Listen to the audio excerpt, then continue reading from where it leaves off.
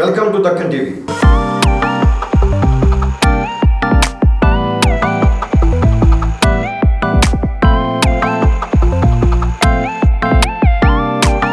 నిప్పులాంటి నిజాన్ని నిక్కచ్చిగా చెప్పే వాగ్గేయకారుడు బాబాసాహెబ్ అంబేద్కర్ చూపిన మార్గంలో నడుస్తూ సమసమాజ నిర్మాణం కోసం నిరంతరం శ్రమిస్తున్న శ్రామికుడు, మోటివేటర్, మానవీయ మూలాలకు ప్రతిరూపం. గొంతులో గాంభీర్యం, అక్షరాలలో బుద్ధుని ప్రేమను నింపుకొని బెబ్బులిలా గర్జించే దళిత పులి. అస్తిత్వ ఉద్యమాలే కాదు, సమస్య ఎక్కడున్నా తాను అక్కడుంటాడు. లోకానికి తనదైన శైలిలో అండగా నిలబడతాడు. ది డైనమిక్ అంబేద్కరిస్ట్, ఆధునిక దళిత ఫాంటర్, సమసమాజ స్వాప్నికుడు, పాటల తోట షాన్ రంజర్ల రాయేష్ గారితో చరణ్ టాక్స్. అన్న నమస్తే అన్న. అన్న మీకు బాగా పేరు తెచ్చినటువంటి పాటతోని ఒక పల్లవి చరణంతో మొదలుగారు. బాగా పేరు తెచ్చిన పాట, అట్లాగే చాలామందికి నిజాలు చెప్పడం నచ్చదు.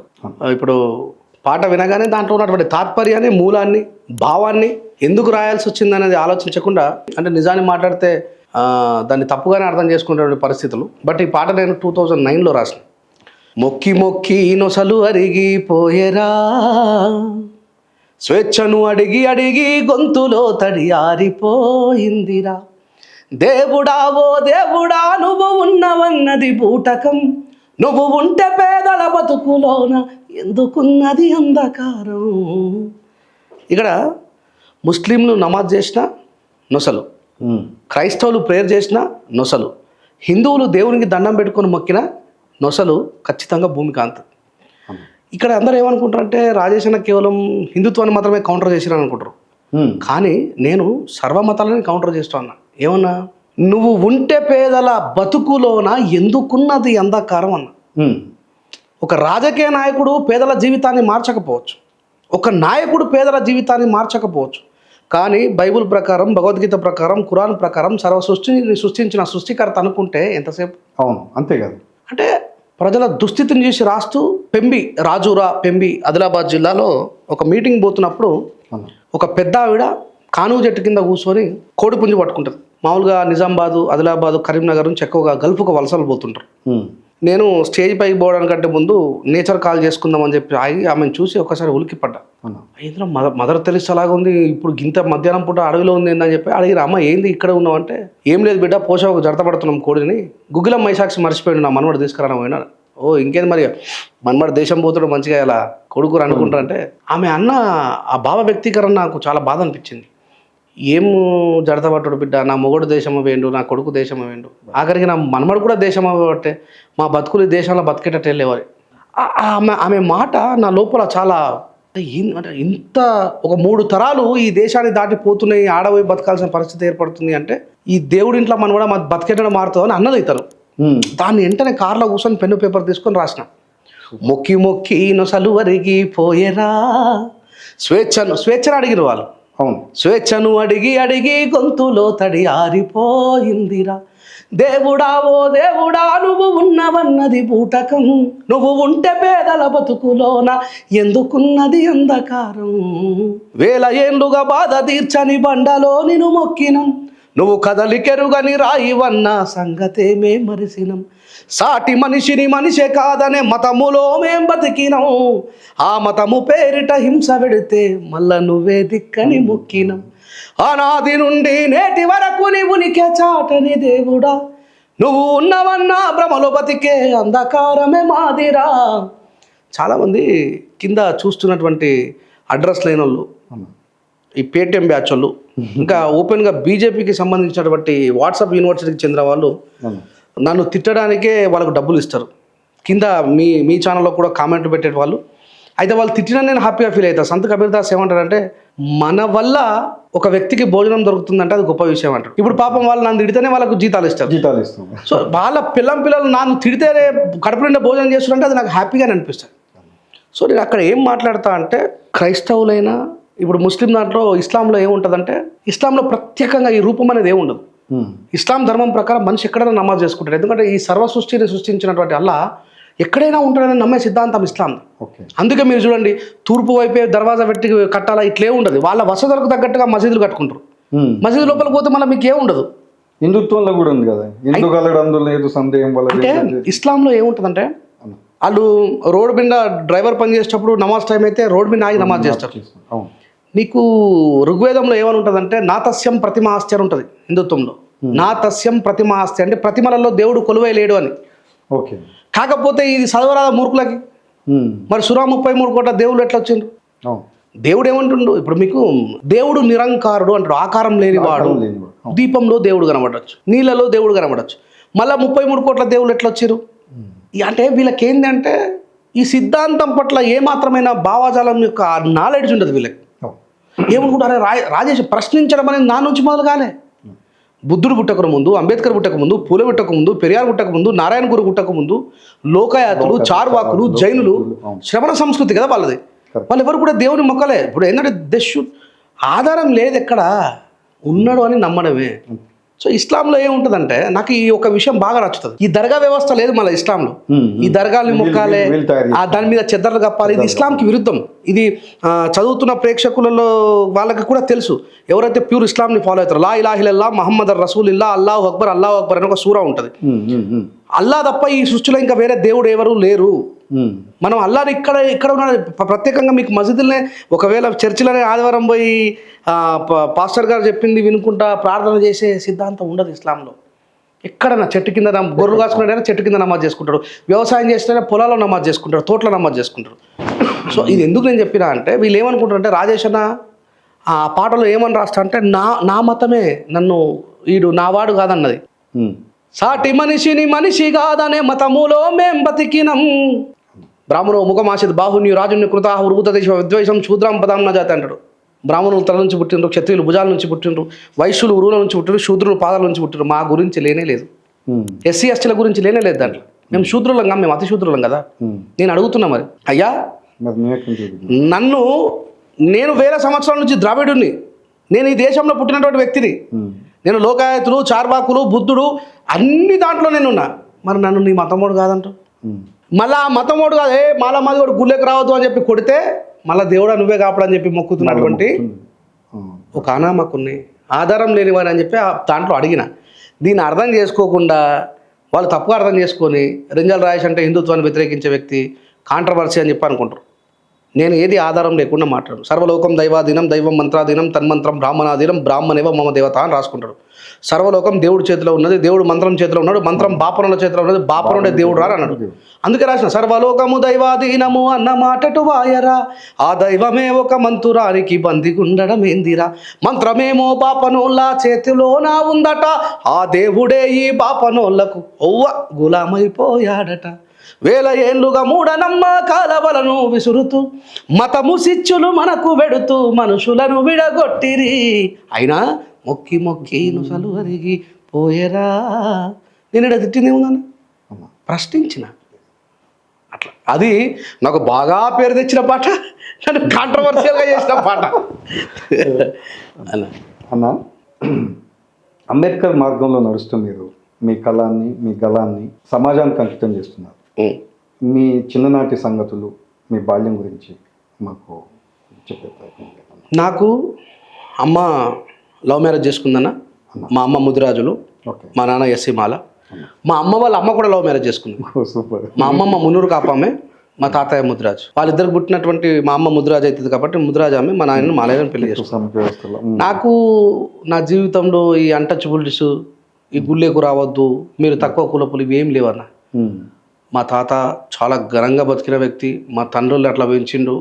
మాకు 4 తరాల నుంచి తాడి చెట్లు, ఈత చెట్లు గీసుకునే వృత్తి ఉంది మాకు. అంటే మాకు అంటే తాటి చెట్ల దగ్గర ఒక కళ్ళు మండ ఉంటుంది. సాయంత్రం అయ్యేసరికి ఆ బాడికి తాగేటోళ్ళు ఊరంతా వచ్చి కూర్చునేటోళ్ళు ఆడ. మేము మాలో అన్టచబుల్స్ అనేది లేదు. మమ్మల్ని చాలామంది గౌడ్ సాబ్ అని పిలుస్తారు. మేము ఆ వృత్తిలో ఉన్నాం, 4 తరాల నుంచి ఆ వృత్తిలో ఉన్నాం. నేను తాడి చెట్లు ఎక్కిన, ఈత చెట్లు గీసిన, మా నాన్న, మా తాతయ్య వాళ్ళ తాతయ్య కూడా అదే పని చేసిన ఉన్నాం. కాబట్టి మాకు ఈ అన్టచబిలిటీ ఏం లేదు. నేను అంబేద్కరిస్ట్గా మారడానికంటే ఒక 2 నెలల 3 నెలల ముందు కూడా నేను అద్భుతమైన రామభక్తుని. నాకు నా జీవితంలో బాబాసాహెబ్ అంబేద్కర్ గారు ఆఫ్టర్ 2007 తెలుసు.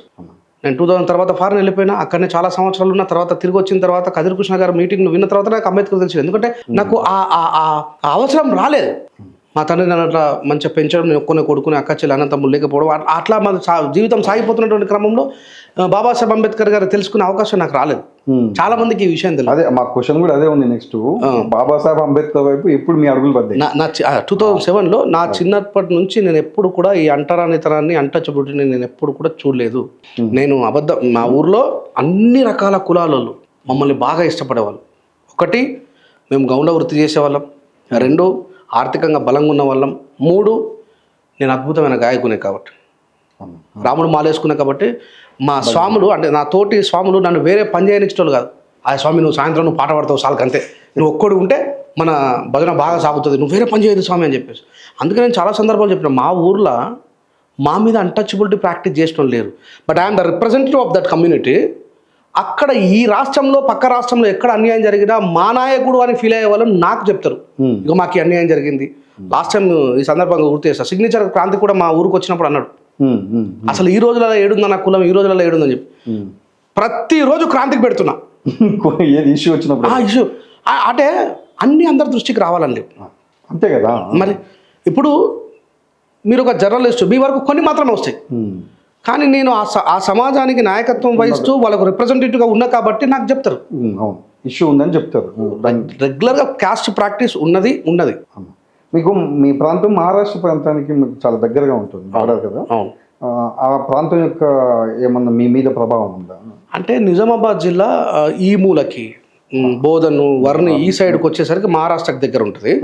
మళ్ళీ మాది రెంజర్ల గ్రామం తర్వాత పోచంపడ ప్రాజెక్టు వస్తుంది, శ్రీరామ్ సాగర్ ప్రాజెక్టు. ఆ శ్రీరామ్ సాగర్ ప్రాజెక్టు మధ్యలో గంగ ఉంటుంది, గోదావరి. ఈ సగం బ్రిడ్జు నిజామాబాద్, సగం బ్రిడ్జు ఆదిలాబాద్. ఓకే. అట్లా ఆ నుంచి ఆదిలాబాద్ జిల్లా చాలా అవుతుంది. మళ్ళీ నిర్మల్ తర్వాత ఇటు మన బైన్సా సైడ్ పోతా ఉంటే అటు మహారాష్ట్ర చాలా అవుతుంది. బట్ మాది ఆర్మూర్లో, మా ప్రాంతం ఆర్మూర్ ప్రాంతం. మంచి పసుపు పండించేటువంటి ప్రాంతం, మంచి రిచెస్ట్ ప్రాంతం. మాకు మహారాష్ట్ర ప్రభావం ఉంటుందా అంటే కొద్దిగా ఉంటుంది, మరి ఎక్కువే ఉంటుంది. కాకపోతే ఇటు బోధం సైడ్ ఎక్కువ ఉంటుంది, వాళ్ళ మీద బాగా ప్రభావం ఉంటుంది మహారాష్ట్ర. మీరు రాసిన మొదటి గీతం ఏంది? ఫస్ట్ నేను కదిరి కృష్ణ గారి మీటింగ్ విన్న తర్వాత యువకుల మీద రాసిన. యువతి యువకుల్లారా మన బ్రతుకు నెరిగినారా, బానిసగా బ్రతుకుతున్న బహుజనుల రాత మార్చలేరా, ఈ తల రాత మార్చలేరా. చరిత్ర నెరుగక మనుధర్మాన్నే మానవత్వమని మొక్కుతుంటిమి, సాటి మనిషిని మనిషి కాదనే వైదిక ధర్మము మాదంటిమి. తరతరాల మన అణిచివేతను తెలుసుకోక మనమిలా ఉంటిమి, ఆశయాల బాటలో నడుస్తూ అంబేద్కరులై సాగిపోదము. యువతి యువకుల్లారా మన బ్రతుకు నెరిగినారా అని ఫస్ట్ రాసిన. దీన్ని 2007లోనే బహుజన గర్జన అనేటువంటి ఆల్బమ్ కూడా చేసిన, నేను ఏపూర్ సోమన్ ఇద్దరం కలిసి. ఓకే. నేనే ప్రొడ్యూసర్ని. ఏపూర్ సోమన్ అన్నారు కాబట్టి చెప్తున్నాను. అంటే మనకి క్లాస్లో కాస్ట్ ఉందనే దాని మీద ఏపూర్ సోమన్ నేపథ్యం అక్కడి నుంచి అని చెప్పుకుంటూ లేదు. మారోజు వీరన్న సిపిఎస్ పనిచేసి చెప్పిండు. మారోజు వీరన్ననే ఆయన మీద చాలా ప్రభావం ఉన్నటువంటి వ్యక్తి. ఆయన కమ్యూనిస్ట్ బ్యాక్గ్రౌండ్ నుంచి వచ్చిండు. మీకు కమ్యూనిస్టుకు ఎక్కడ మీకు? నేను కమ్యూనిజాన్ని అంటే మేము when we are started to college time వచ్చేసరికి అప్పుడు విప్లవ సాహిత్యం చదవడం కూడా నేరమే. ఓకే. అప్పుడు గద్దరన్న పాటలు వినాలనడం కూడా మాకు ఆర్మూర్లో వెంకటేశ్వర సినిమా టాకీస్ దగ్గర ఒక పట్కరాయన ఉంటుండే. అన్న ఇట్లా గద్దరన్న పాటలు ఈ క్యాసెట్ల అప్పుడు రీలు ఇలా ఎక్కి అన్న అంటే ఆయన క్యాబిన్ని క్లోజ్ చేసుకొని లోపల రికార్డ్ చేస్తాడు. లోపల రికార్డ్ చేసి ఒక పాల వ్యాన్ వచ్చేది. ఆ పాల వ్యాన్ అయిన దగ్గర దాని మీద చీటీ మీద ఇది పలానా రాజేష్ది, పలానా గంగాధర్ది, పలానా రమేష్ది, పలానా ఈ ఊరు అని చెప్పేసి అంత నిర్బంధం ఉండేది నిజంగా. సో దాని తర్వాత అంటే అప్పుడు మేము ఆర్ఎస్ రాడికల్ స్టూడెంట్ యూనియన్ సంబంధించిన దానికి మేము దగ్గర అవుతున్నాం. అప్పుడు ఆ దగ్గర అవుతున్నటువంటి సందర్భంలో రాజశేఖర రెడ్డి గారి కంటే ముందున్న ప్రభుత్వం కావచ్చు, రాజశేఖర రెడ్డి గారు వచ్చిన తర్వాత కావచ్చు, చాలా నిర్బంధాలు ఉండేవి. సాహిత్యం దొరికిన అరెస్ట్ చేసేవాళ్ళు, హాస్టల్లో వచ్చి చెకింగ్ చేసేవాళ్ళు. నేను డైలీ అప్ అండ్ డౌన్ చేసేవాడు. కానీ ఫ్రెండ్స్ వచ్చి చెప్పేటారు, అరే మా దాంట్లో పోలీసులు వచ్చిండ్రా, చెక్ చేసిపోయినరు, ఇట్లా గద్దరన్న పాటలు విన్నా, గోరెడ్డి మన గూడంజన్న పాటలు విన్నా, అరెస్ట్ చేస్తున్నట క్యాసెట్లో అని చెప్పేసి. అంటే గద్దరన్న పాటల మీద కూడా నిర్బంధం ఉండే రోజులు అవి. సో దాని తర్వాత ఇంటర్మీడియట్ సెకండ్ ఇయర్ అయిపోయిన తర్వాత నేను ఫారెన్ వెళ్ళిపోవడం, తర్వాత నేను డైరెక్ట్ 6.5 years తర్వాత వచ్చిన, అట్టే ఉండి వచ్చిన. సో అట్లా వచ్చిన తర్వాత నేను పెళ్లి చేసుకున్న 2 నెలలకే నేను కదిరికృష్ణ గారి మీటింగ్ వినడం, అంబేద్కర్ గారి త్యాగం తెలవడం, దాని తర్వాత స్టిల్ కంటిన్యూషన్లో అంబేద్కర్ గారి సిద్ధాంతాలు నడుస్తున్నాయి. నిత్యం ఇప్పుడు అగ్రవర్ణాలతో పోరాటం చేస్తాం, మరి జనం పక్షాన నిలబడటం అంటే మామూలు విషయం కాదు. ఒక రకంగా చెప్పాలంటే నిత్యం ఆ ఇబ్బందులు ఎలా ఎదుర్కొంటున్నారు మీరు? ఇక్కడ ఈ సందర్భంగా డక్కన్ టీవీ ఛానల్తో ఒక విషయం నేను షేర్ చేసుకుంటే, ఎప్పటిదాకా ఎవరితో చెప్పుకోలేదు అది. నేను కూడా కొంచెం మార్పు ఆలోచనలో పడ్డ విషయం ఏంటంటే, అగ్రవర్ణాలు అనేటువంటి సెక్టార్ని మనం ఆలోచించాల్సిన సమయం వచ్చింది. ఫలానా కులానికి చెందిన వాళ్ళు అగ్రవర్ణాలు అని పిలిచే దాంట్లో కూడా మానవతావాదులు ఉన్నారు. నన్ను చాలామంది రేంజల రాజు బాపనలో తిడతారు, బాపనలో తిడతారు. ఎందుకు బాపనలో తిడతా? బాపనలలో మానవతావాదులు ఉన్నారు. హరగోపాల్ సార్ లేరా? శ్రీశ్రీ గారు లేరా? అంతెందుకు బాబాసాహెబ్ అంబేద్కర్ గారిని కంటికి రెప్పలా కాపాడుకున్న వ్యక్తి పేరు కేలిస్కర్ పండితుడు. బరోడా సంస్థానానికి బాబాసాహెబ్ అంబేద్కర్ గారు మెట్రికులేషన్ పాస్ అయిపోయిన తర్వాత డిగ్రీ చదివించడం కోసం బరోడా సంస్థానం మహారాజు షియాజీ రాజా గాయకుడి దగ్గర తీసుకుపోయింది ఒక బాపనైనా. అంబేద్కర్ గారు ఏమనంటారంటే, Brahmins are not our enemies, Brahminism it's our enemy అన్నాడు. సో మనం రెడ్డిలు అనగానే అగ్రవర్ణాలని, కమ్మలు అనగానే అగ్రవర్ణాలని, కోమటులు అనగానే అగ్రవర్ణాలని, మానవతావాదులు అన్ని దాంట్లో ఉన్నారు. అంటే నేను మాస్టర్జీ గారు ఈ సందర్భంగా నేను గుర్తు చేస్తాను. మాస్టర్జీ గారు దళిత కళామండలి ఆధ్వర్యంలో చాలా కార్యక్రమాలు పెట్టేది, ట్రైనింగ్ క్యాంపులు పెట్టేది. అప్పుడు మాస్టర్జీ గారికి ఒక కోమటైన అల్వాలైనది, అల్వాలైన ఆ కోమటైన ఎంతమంది కళాకారులు వచ్చినా మాస్టర్జీ గారు దళిత కళా మండలి పేరు మీద రవీంద్ర భారతిలో కార్యక్రమం చేసినా ఆయనే భోజనం పెట్టేటప్పుడు. ఇప్పుడు బ్రాహ్మణ కోమటోళ్ళల్లో చెడ్డోళ్ళు ఉన్నారు, మంచోళ్ళు ఉన్నారు. సో తర్వాత నేను ఈ మధ్య కాలంలో సుభాష్ రెడ్డి అన్న అని కామారెడ్డి జిల్లా, అంటే రెడ్డిలలో కొద్దిమంది తప్పు చేసినంత మాత్రం రెడ్డిలందరినీ అంటే ఇక్కడ రాబోయే జనరేషన్ వాళ్ళకి కూడా ఈ విషయం అర్థం కావాలని చెప్తాను. ఆయన తను చదువుకున్న స్కూలు ఇలా ఏమైపోయింది, బగ్గ డబ్బులు నారాయణ శ్రీ చైతన్య చదివించే కాడికి వచ్చిండ్రు. ఒకప్పుడు ఊర్లో పటేల్ కొడుకు దగ్గర నుంచి పడితే అందరం క్లాస్మేట్లో ఉంటుంటే అరే అనుకునేటోళ్ళము, ఆ ప్రేమలు వేరే ఉండేవి. ఇప్పుడు ఏమైపోయింది, స్తోమత కలిగిన వాళ్ళంతా కూడా వేరే జాగాలో చదివించడం, స్తోమత లేని వాళ్ళంతా కూడా ఇప్పుడు హాస్టల్లో చదివించే పరిస్థితికి వచ్చరికి ఆ కమ్యూనికేషన్ దెబ్బతింది. మనుషుల మధ్యలో ఒక అంతరాలు ఏర్పడ్డాయి. అయితే సుభాష్ రెడ్డి అన్న, నేను దేశాన్ని మార్చకపోవచ్చు కానీ నా ఊర్లో నేను మొదలు పెడతా అని చెప్పి 6 కోట్ల రూపాయలతో మోడర్న్ స్కూల్ కట్టించింది, గవర్నమెంట్దే. తిమ్మయ్య గారి వాళ్ళ డాడీ పేరు మీద. అంటే 6 కోట్ల రూపాయలు అనేది మామూలు విషయం కాదు ఇప్పుడున్న సిచ్యువేషన్. తన సొంత గ్రామంలో పిల్లలంతా ఏంద్రా మరి వేరే వాళ్ళంతా స్తోమత బాగున్న వాళ్ళందరూ పోయి వేరే జాగాలు ఎందుకు చదువుకుంటారు అంటే, ఈ గవర్నమెంట్ స్కూల్లో ఎవరు చదువుతారు, గరీబ్ వాళ్ళ పిల్లలు చదువుతారు కానీ ఎవరు చదువుతారు అనే కాడికి వచ్చింది. దాన్ని నేను దేశమంతా మార్చకపోవచ్చు, రాష్ట్రమంతా మార్చకపోవచ్చు, కానీ నా గ్రామాన్ని నేను మారుస్తా అని చెప్పి 6 కోట్ల రూపాయలు పెట్టి మోడర్న్ స్కూల్ కట్టాను. అని ఎంత అద్భుతంగా ఉండాలంటే, మీరు ఒకసారి చూస్తే అది ఫారెన్ స్కూల్ అనుకుంటారు. దాని తర్వాత నా తదనంతరం ఒకవేళ దీనికి డబ్బులు ఇస్తారో ఇవ్వరో అని చెప్పేసి 1 కోటి రూపాయలు అకౌంట్లో వేసింది మెయింటెనెన్స్కి. ఓకే. సో రెడ్డిలలో అలాంటి మానవతావాదులు. నన్ను చాలా సందర్భాలలో దేవేందర్ రెడ్డి అని చెప్పి మా ఊరు పక్కన మనల్పి, నేను అప్పుడు గల్ఫ్ గోసా అని ఒక క్యాసెట్ చేసిన, నా గల్ఫ్లో ఉన్న వాళ్ళందరూ ఇట్లా మనలో బాధపడుతున్నారు, వాళ్ళ కోసం అది చేస్తా అంటే ఒక్క సెకండ్ కూడా ఆలోచించకుండా, రాజేష్ యూ ప్రొసీడ్, నేను ప్రొడ్యూస్ చేస్తాను. దాని తర్వాత రైతే రాజు అనేటువంటి క్యాసెట్ చేసిన. అప్పుడు మన చంద్రబాబు నాయుడు గవర్నమెంట్లో ఆర్మూర్లో కాల్పులు జరిపారు చూసారు. దాని తర్వాత అన్న ఇంత అన్యాయం మన దగ్గర జరిగింది అని చెప్పి శ్రీనివాస్ రెడ్డి అని చెప్పేసి ఇంకో మిత్రుడు షేపూర్. అంటే చూడండి, నన్నేమో ఒక దళిత నేతగా మనోళ్ళు అంతా అనుకుంటారు. అంటే మానవత్వం మనిషి లోపల ఇంకా చిగురించి ఉన్నది అనడానికి వీళ్ళంతా ఎగ్జాంపుల్స్.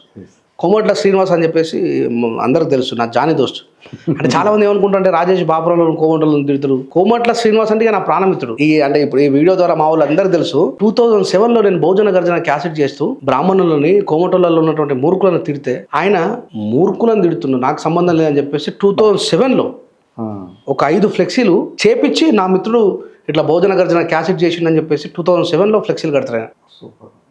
ఇంకోడు బ్రాహ్మణు నా క్లాస్మేట్ వినయ్ గడ్ అని చెప్పి మా పక్కూరు నాగంపేట, ఇప్పుడు మన శివజ్యోతి ఉంది కదా సావిత్రి B6లో చేస్తా చెల్లె, ఆ ఊర్లో వినయ్ గడ్ అని చెప్పేసి నా క్లాస్మేట్. చాలా సందర్భాల్లో మేమిద్దరం షేర్ చేసుకుంటాం, అరే మామ నువ్వు బాగా మాట్లాడుతున్నావు రా, నువ్వు అట్లనే ముందుకు పోవాలంటే. ఇది స్నేహం దగ్గర కావచ్చు, మానవతా భావజాలం దగ్గర కావచ్చు, పేద ప్రజల కోసం పోరాడుతున్న సందర్భాల్లో అన్ని మానవతావాదుల చేతులు మనకు అండగా ఉంటాయి. అట్లా అగ్రవర్ణాలు అని పిలువబడుతున్న వాళ్ళ నుంచి నాకు ఎప్పుడు ఏ సమస్య రాలేదు, కానీ మనలో ఉన్న దొంగలతోనే వచ్చాయి. వాడు మాలోడు కావచ్చు, మాదిగోడు కావచ్చు, వీళ్ళే. అంటే ఆ రోజు మా ఇంటి మీదకి అంతమంది అయ్యప్ప స్వాములు ముసుగేసుకుని వచ్చారు. లోకల్లో ఉన్నటువంటి అయ్యప్ప స్వాములు అంటే మా ఊరు పక్కన ఉండే వాళ్ళకి తెలుసు నేను కూడా స్వామిని ఒకనాడు, నేను మంచి భజన చేసినటువంటి వ్యక్తిని అని చెప్పేసి వాళ్ళు చాలా ప్రేమగా మాట్లాడినరు. కాకపోతే బైన్సా పరిసర ప్రాంతాల నుంచి కొద్ది మందిని కావాలని చెప్పి తెప్పించారు, ఏదో గలాటా చేద్దామని చెప్పి. అప్పుడు మా ఊర్లో సర్పంచ్ రాజిరెడ్డి వాడు నాకు కాక అవుతాడు, మేము బాపు అని పిలుచుకుంటాం. వాడు వచ్చాడు, అరే మీరు అయ్యప్ప స్వాములు అయితే స్వామి శరణం అయ్యప్ప అనాలి, కానీ మీరు నినాదాలు జై శ్రీరామ్ అని ఎందుకు ఇస్తున్నారు, చల్ మీరంతా బీజేపీ అన్నాడు. ఒకవేళ ఇప్పుడు వాడు రాజారెడ్డి సర్పంచ్ కదా, మళ్ళీ మా పక్కూరు ఇంకొక రాజారెడ్డి ఉంటాడు వెంచరాలు, ఆయన ఉండి అమ్మ మనోడు బైర్ నరేష్ సోపతి పట్టద్దను, బైర్ నరేష్ తో స్టేజ్ల మీదకి పోయి మనోడికి కూడా చెడ్డ పేరు వస్తుందని అన్నాడు తప్ప ఎవరు మిస్బిహేవ్ చేయలే. వీళ్ళు గాంజా బ్యాచ్ ఏదైతే ఉందో కావాలని చెప్పి వచ్చి రాద్రంతం చేయడానికి ప్రయత్నం చేశారు. స్థానికంగా మేము చాలా బలంగా ఉన్నాం. అమ్మ ముదిరాజు తమ్ములందరూ ముందర ఉన్నారు, అయ్య మాలుడు, నాకు మాదిగా తమ్ములంతా కూడా నాకు ప్రాణం ఇచ్చేటోళ్ళు ఉన్నారు, ముస్లింలు ఉన్నారు, అందరూ నిలబడ్డారు. ప్రజలతో మమేకమై తిరిగిన ఈ కులం ఆ కులం అనేది కాకుండా రెడ్డి సర్పంచ్ దగ్గర నుంచి పడితే ప్రతి ఒక్కరు నాకు అండగా నిలబడ్డారు. అదే ఈ ఫీలింగ్ ఎట్లా ఉంటుంది అంటే ప్రజల కోసం ముందుకు రావడం, ఎల్లప్పుడూ ప్రజల మధ్యన ఉండడం ఎట్లా అనిపిస్తుంది? నేను ఒకవేళ if people are not going to supporting me means నేను ఇంత దూరం జర్నీ చేయాలి. 2007 నుంచి 2025 వరకు కూడా మోర్ వాంటెడ్ స్పీకర్గా ఉన్నా నేను. అంటే నన్ను అన్ని రకాలుగా అన్ని సందర్భాలలో అందరూ ఆదుకున్నారు, నన్ను నిలబెట్టినరు, నన్ను కాపాడుకున్నారు. కాబట్టే నేను ఇప్పటిదాకా ఇంకా ప్రజల కోసం పోరాడుతున్నాను. అంబేద్కర్ కలలు కన్నా సమాజం ఏర్పడిందని అనుకుంటున్నాను. అంబేద్కర్ కలలు కన్నా సమాజం ఇప్పుడు ఏర్పడదు. నేను ఒక ఎగ్జాంపుల్ చెప్తాను. బీజేపీ వాళ్ళకున్న డెడికేషన్ అంబేద్కర్ వాదులకు ఉండాలి లేదు. ఇక్కడ 2 విషయాలు చెప్తా, ఎవడేమనుకున్నా సరే. 1920లో ఆర్ఎస్ఎస్ వాళ్ళు ఒక ప్రమాణం చేస్తారు, విజన్ 2020, ఆపరేషన్ 2020. 2020లో మనం బీజేపీ మనం ఒక పార్టీ పెట్టాలా, మన ఆర్ఎస్ఎస్ భావజాలానికి సంబంధించింది. అప్పుడు ఇది లేదు, ఏది మన బీజేపీ రాలేదు, కాంగ్రెస్ తోనే ఉన్నారు వీళ్ళు, కాంగ్రెస్ తోనే ఉన్నారు. కాంగ్రెస్ వీళ్ళు అనుకున్నది చేయకపోతే మన బీజేపీని పెట్టుకున్నారు వీళ్ళు. కానీ వీళ్ళ విజన్ చూడండి ఎంత దూరం ఉందో, ఎంత లాంగ్ విజన్ చూడండి. ఆర్ఎస్ ప్రవీణ్ కుమార్ గారు బీఎస్పీ తరఫున పోరాటం చేస్తున్నప్పుడు మనోళ్ళకి ఎట్లుంటుంది అంటే మనకు విజన్ ఉంటుంది, మన సామాజిక వర్గాలకు చెప్తున్నాం. ఈయన ఎమ్మెల్యేనే గెలవాడు, సీఎం అని చెప్పి చాలా చేశారు. అంటే బీజేపీ వాళ్ళ దృక్పథం వాళ్ళు అంటే ఒక 3 జనరేషన్లు త్యాగం చేయాలి, కింది నుంచి 3 జనరేషన్లు త్యాగం చేయాలి. 100 సంవత్సరాలు అంటే 3 జనరేషన్లు త్యాగం చేస్తేనే అది సిద్ధిస్తుంది. మరి ఇక్కడ భారత రాజ్యాంగాన్ని మార్చేస్తాం, 400 సీట్లు వస్తే, ఇండియన్ కాన్స్టిట్యూషన్ మార్చేస్తాం, 3 రంగుల జెండా ఫ్లాగ్ తీసేస్తామని చెప్పి మాట్లాడుతున్నారు. ఇది ఒక రకంగా దేశద్రోహమే, ఎవడేమనుకున్నా సరే. I'm speaking truly. రాజ్యాంగాన్ని ఉల్లంఘించినాడు దేశద్రోహి, త్రివర్ణ పతాకానికి మర్యాద ఇవ్వడు దేశద్రోహి. వాళ్ళు దేశద్రోహాన్ని చేయడానికి సాహసించి మళ్ళీ తీసుకొచ్చి మనవాదాన్ని పెట్టుకుంటాం, అంబేద్కర్ రాసిన రాజ్యాంగాన్ని తొలగించేస్తాం, 3 రంగుల త్రివర్ణ పతాకాన్ని తీసేసి మేము ఆర్ఎస్ఎస్ జెండానే ఎగేస్తాం అనుకునేటువంటి వాళ్ళ దృక్పథం ఎంత స్ట్రాంగ్గా ఉంది. ఒక 1920లో వాళ్ళు ప్రమాణం చేసి 2020లో విజన్ చేరుకున్నారు. అట్లాంటి డెడికేషన్ లేదు అంబేద్కర్ వాదులు. అందుకే అంబేద్కర్ కలలు కన్నా సమాజం ఇప్పుడే రాదు అన్నందుకే నేను సమాజం చెప్తున్నాను. ఆ డెడికేషన్ ఉండాలి. ఎంతమంది త్యాగం చేసిరు. ఒక చిన్న ఎగ్జాంపుల్ చెప్తాను మీకు. ఎల్కే అద్వానీ గారు హిందీ తప్ప వేరే భాష రాదు ఆయనకి. ఆయన తమిళనాడులో కొన్ని సంవత్సరాలు ఫుల్ టైమర్గా పనిచేస్తాడు. తమిళ వాళ్ళకు పొట్టగొస్తే ముక్క హిందీ రాదు. They don't want to like to speak Hindi. నంబర్కి ఇది కూడా హిందీ నంబర్ తమిళదా పేసునని చెప్పి అంటాడు. ఆడ దగ్గర పోయి కొన్ని సంవత్సరాలు అయినా ఫుల్ టైమర్ ఎట్లా పనిచేసి ఉండొచ్చు. That is the dedication of BJP అంత కష్టపడ్డది, అంత పనిచేసింది కాబట్టి ఈరోజు రాజ్యంలోకి వచ్చింది. ఇప్పుడు లబో దిబో అని మొత్తుకుంటే ఏదైతుంది. మనం మొన్ననే ఆర్ఎస్ ప్రవీణ్ కుమార్ సార్ అట్లా వచ్చిందో లేదా, ఇట్లా సీఎం కావాలని కోరుకుంటే ఆడనేమో కాగజ్ నగర్ సిరిపూర్లోనేమో అన్న పోయి బహుజన సమాజ్ పార్టీ నుంచి పోటీ చేస్తే మందకృష్ణ పోయి బీజేపీని గెలిపించారు. ఇక ఆయన మనస్తాపానికి గురైన మనోడే మన మీద వచ్చి ఇట్లా పడ్డాకి ఇక మనం ఏడగెళ్తామని చెప్పి అప్పుడు పోయి బీఆర్ఎస్లో కలిసి ఇప్పుడు కింద కామెంట్లో మొత్తుకుంటారు. కానీ ఇదే నిజం. ఆర్ఎస్ ప్రవీణ్ కుమార్ గారు బహుజన సమాజాన్ని బలపరిచిండ్రు. మొత్తం సమాజం ఆయన వైపు చూసింది. అరే చేస్తారా ఆయన ఏదో చేస్తారా అని. ఏం చేసే ఒక మాదిగ సామాజిక వర్గం నుంచి ఎదిగిన నాయకుడిని ఇంకొక మాదిగ సామాజిక వర్గం చెందిన వ్యక్తి పోయి ఓడగొట్టే. అంటే ఇక్కడ శత్రువులు ఎక్కడున్నారు? మనమే శత్రువులు. మరి అగ్రవర్ణాలు ఏది? అగ్రవర్ణాల దగ్గర ఉండే వందలాది సంవత్సరాల క్రితం ఉండేటువంటి ఆలోచన ఈ జాతరలోకి వచ్చింది, మెదళ్ళకు ట్రాన్స్ఫార్మ్ అయింది. ఇప్పుడు బాపనల దగ్గర లేదు మనవాదం. అంటే మనవాదం ఉండొచ్చు, కానీ దాన్ని ఇంప్లిమెంటేషన్ ఎక్కడి నుంచి చేయాలా? చేపను పట్టాలంటే ఈ కర్ర సముద్రంలోకి పోవాల్సిన అవసరం లేదు. దానికి ఒక వైర్ ఉంటుంది, దానికి ఒక గాలం ఉంటుంది. ఇట్లా తీసి అట్లా ఇసిరి పడేసారు. పట్టుకోవడం మాత్రం ఇదే, కానీ పట్టేది మాత్రం ఆడుంది. మాలా మాది కూడా దానికే మనవాదం వచ్చింది. ఇప్పుడు మన వేలుతో మన కన్ను yes, that is the greatest example in front of us. Last ఎలక్షన్లో జరిగింది ఆర్ఎస్ ప్రవీణ్ కుమార్ ఓడిపోవడం కారణం మందకృష్ణ. అట్లా అంబేద్కర్ గారి కలలు కన్న రాజ్యం రావడానికి చాలా సమయం పడుతుంది. రాజ్యాంగం మీద కేంద్ర ప్రభుత్వం తీరును తిప్పికొట్టడంలో మీ పాత్ర ఏంటి? నేను ఎన్ఆర్సీని తిప్పికొట్టిన, రైతులపై తీసుకొచ్చిన నల్ల చట్టాలను తిప్పికొట్టిన, ఎప్పటికప్పుడు నా స్తోమత మేరకు నేను పనిచేస్తూనే ఉన్నా. అందుకే రీసెంట్గా రాజ్యాంగ రక్షణ దళం, కాన్స్టిట్యూషన్ ప్రొటెక్షన్ ఫర్ సిపిఎఫ్, కొత్త నెక్స్ట్ మంత్లో అక్టోబర్లో అనుకుంటున్నా, దాన్ని ఎస్టాబ్లిష్ చేసి రాజ్యాంగంలో ఉన్నటువంటి అమెండ్మెంట్స్ని ఎట్లా రక్షించుకోవాలి, రాజ్యాంగం ప్రకారం ఎట్లా పోరాటం చేయాలి. ఇప్పుడు పోలీసులు ఉన్నారు, మన సుప్రీంకోర్టు తీర్పులు ఇచ్చింది, ఎస్సీ ఎస్టీ అట్రాసిటీ కేసులో అసలు బెయిలేయద్దు, నాన్ బెయిలబుల్ అఫెన్స్ అది.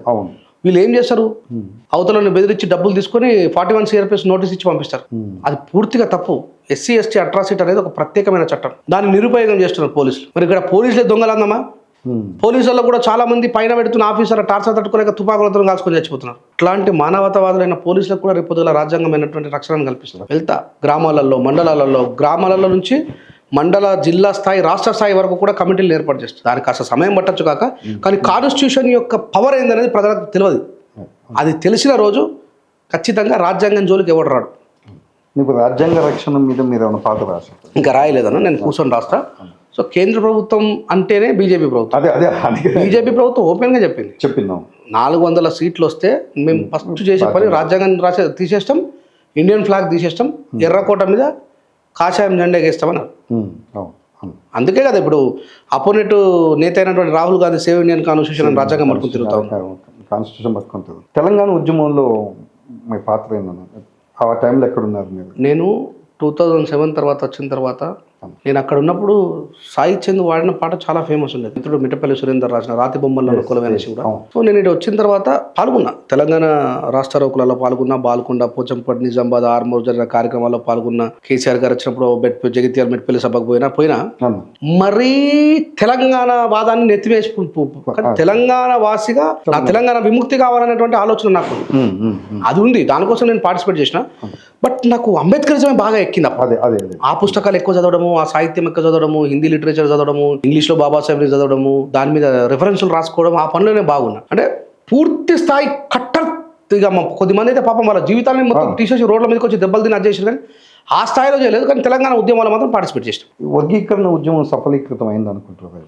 అంటే వర్గీకరణ ఉద్యమం తాత్కాలికంగా సఫలీకృతం అవుతుంది. ఎట్లాగైతే 2000లో చంద్రబాబు నాయుడు చేసిరో, తర్వాత 2004లో ఎట్లాగైతే పోయిందో, నేను ఇప్పుడు చెప్పినా, అప్పుడు చెప్పినా, ఎప్పుడు చెప్తున్నా, ఈ క్యాస్ట్ క్లాసిఫికేషన్ అనేది యాజ్ పర్ ఇండియన్ కాన్స్టిట్యూషన్ కాదు. మందకృష్ణ తన బలాన్ని చూపెట్టి బీజేపీతో మెహర్బానీ చేయించుకున్నాడు తప్ప అది క్యాస్ట్ క్లాసిఫికేషన్ అనేది కాదు. మందకృష్ణ కంటే తీస్మార్కన్ ఉద్యమకారులు భారతదేశంలో, ఈయన ఒక్కడే కాదు కదా. బీహార్లో ఎంతమంది ముఖ్యమంత్రులు మాదిగలు, మరి వాళ్ళు ఎందుకు అడగలే? 4 సార్లు ఉత్తరప్రదేశ్కు ముఖ్యమంత్రి చేసిన ఆమె కూడా మాదిగానే కదా, బహెన్జీ గారు, మరి ఆమె అడగలే? చంద్రశేఖర్ ఆజాద్ భారతదేశాన్ని ఆకర్షిస్తున్నటువంటి వ్యక్తి అలా ఎంపీ నగీనా నుంచి, ఆయన ఎందుకు మాట్లాడలేదు క్యాస్ట్ క్లాసిఫికేషన్ గురించి?